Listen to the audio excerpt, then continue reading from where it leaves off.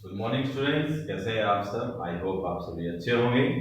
तो देखिए बेटा, हम अपना चैप्टर पढ़ रहे थे cell the fundamental unit of life. पिछली क्लास में हमने क्या पढ़ा? Discovery and history of the cell. आज हमारा टॉपिक है सेल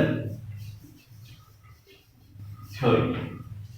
सेल थ्योरी को किसने डिस्कवर किया? आपके दो साइंटिस्ट थे, स्लाइडन एंड स्वान। दो साइंटिस्ट थे बेटा आपके, स्लाइडन और स्वान।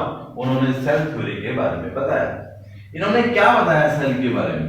देखिए कि जो ये आपकी बॉडी है ये किससे मिलकर बनी हुई है। उन्होंने ये कहा कि आपकी जो बॉडी है वो सेल और सेल प्रोडक्ट से मिलकर बनी हुई है। ओके, उन्होंने क्या बताया? Our body is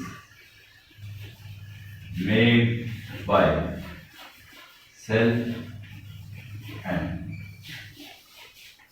cell product। आपकी बॉडी किससे मिलकर बनी हुई है? सेल से और सेल प्रोडक्ट से। जैसे कि हमने केमिस्ट्री के the matter in our surrounding chapter में पढ़ा कि मैटर की स्मॉलेस्ट यूनिट क्या होती है, तो आप यहां कहते हैं कि atom.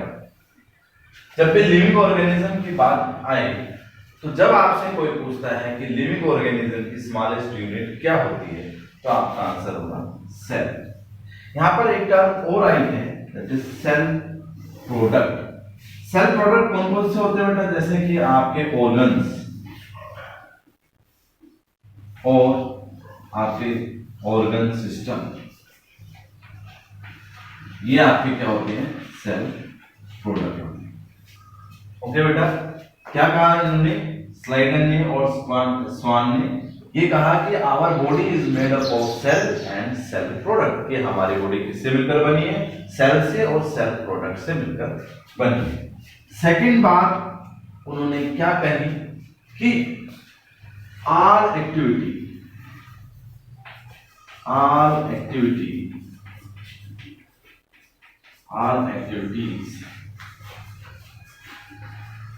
Depends on sale.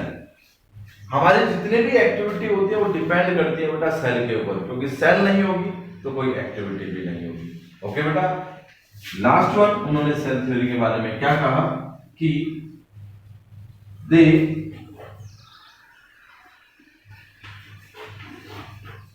Did not tell about origin of cell.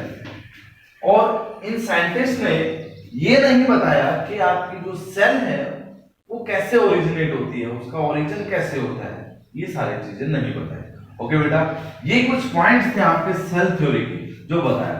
फिर बाद में कुछ मॉडिफिकेशन हुई। फिर एक साइंटिस्ट आया आपके, द रुडोल्फ वर्च्यू। उन्होंने क्या कहा सेल के बारे में? अब देखिए, ये तो आपकी सेल थ्योरी के बारे में बात। आपके और साइंटिस्ट आए,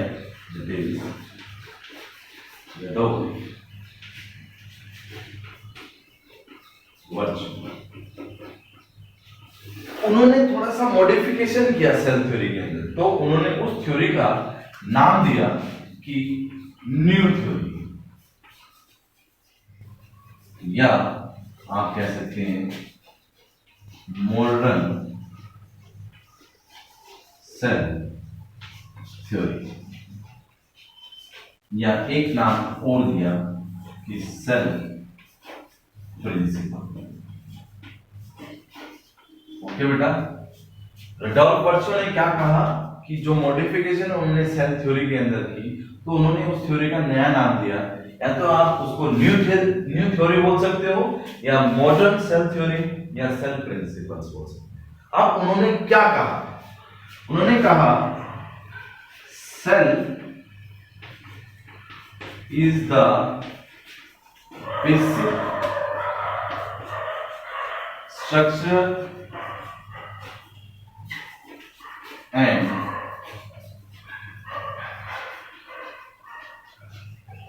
फंडामेंटल यूनिट ऑफ लाइफ। उन्होंने क्या कहा कि जो आपकी सेल है वो basic structure and fundamental unit of life है। ओके बेटा, नेक्स्ट बात उन्होंने क्या कही कि अब देखिए जो सेल थ्योरी में बात कही गई थी कि उन्होंने सेल के ओरिजिन के बारे में नहीं बताया था। जो रेडोल्फ वर्चो है उन्होंने बताया कि सेल कहां से ओरिजिनेट होती है। उन्होंने कहा कि ऑल सेल्स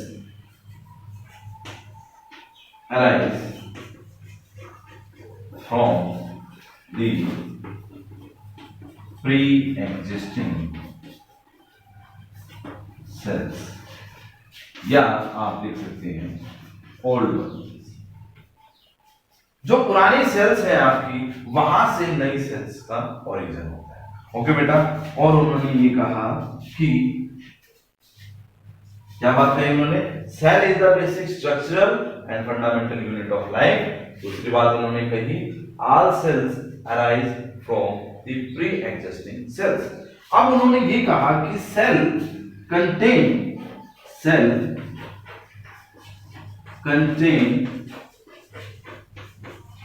प्रोटोप्लाज्म। सेल के अंदर क्या होता है बेटा, प्रोटोप्लाज्म होता है। प्रोटोप्लाज्म एक लिक्विड है, that is the living substance. ये क्या होता है आपका, लिविंग सब्सटेंस होता है। लिविंग सब्सटेंस, सेल के अंदर लिविंग सब्सटेंस होता है बेटा, वो लिक्विड की फॉर्म में होता है। ये क्या है, एक लिक्विड है बेटा आपका, लिक्विड है जिसको आप क्या बोलते हैं, लिविंग सब्सटेंस। सेल के अंदर जो लिक्विड प्रेजेंट होगा वो क्या होता है बेटा, इसको टू पार्ट्स में आप डिवाइड करते हैं। सेल के अंदर जो लिक्विड प्रेजेंट होगा उसको आप बोलते हो क्या, साइटोप्लाज्म। और उस साइटोप्लाज्म के अंदर न्यूक्लियस प्रेजेंट होता है, और उस न्यूक्लियस के अंदर जो लिक्विड प्रेजेंट होगा उसको आप क्या बोलेंगे, न्यूक्लियोप्लाज्म। इज इट क्लियर बेटा कि आपकी सेल के अंदर जो लिक्विड प्रेजेंट है उसको आप क्या बोलते हैं, साइटोप्लाज्म।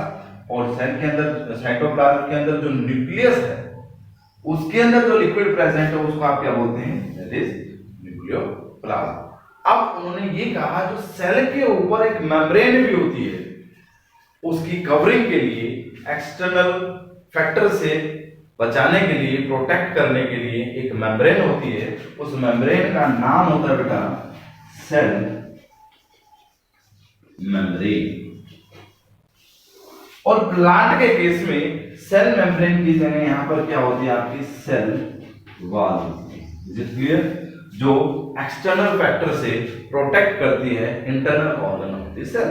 इज इट क्लियर बेटा, तो ये सारी बातें किसके बारे में थी, सेल थ्योरी के बारे में। फिर उसके बाद क्या चेंजेस आए आपके, उसको बोलते हैं मॉडर्न सेल थ्योरी या सेल प्रिंसिपल या न्यू थ्योरी। किसने डिस्कवर किया, रेडोल्फ वर्चो ने। ओके बेटा, ये सारी बातें थी आपकी सेल थ्योरी के बारे में। आशा करते हैं आपको समझ में आए। Thank you.